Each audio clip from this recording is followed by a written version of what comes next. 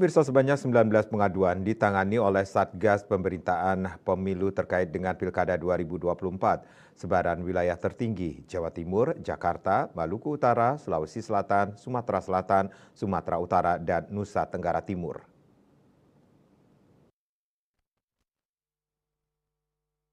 Dikutip kantor berita Antara, Ketua Dewan Pers, Ninik Rahayu menjelaskan bahwa 10 dari 19 aduan tersebut telah diselesaikan oleh Dewan Pers dengan mekanisme penyelesaian dalam bentuk surat, risalah, dan pernyataan penilaian dan rekomendasi PPR.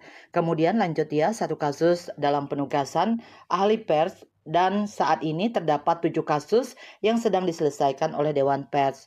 Namun dia tidak menjelaskan status satu kasus tersisa pada rapat tersebut. Sementara itu dia menjelaskan bahwa salah satu aduan adalah terkait klarifikasi status media di NTT karena belum terdata di Dewan Pers. Jadi memang di Undang-Undang Nomor 40 Tahun 1999 tentang pers tidak lagi mengenal pendaftaran perusahaan pers, tetapi Dewan Pers berkomitmen untuk melakukan pendataan.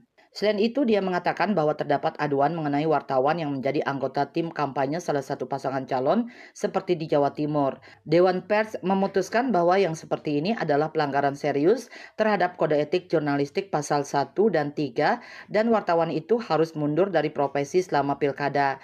Lebih lanjut, dia menjelaskan bahwa terdapat aduan mengenai pemberitaan yang tidak berdasarkan informasi kredibel, akurat, dan berimbang seperti di Maluku Utara, serta aduan media yang memuat potongan video tanpa verifikasi dan terindikasi kampanye hitam di Jakarta.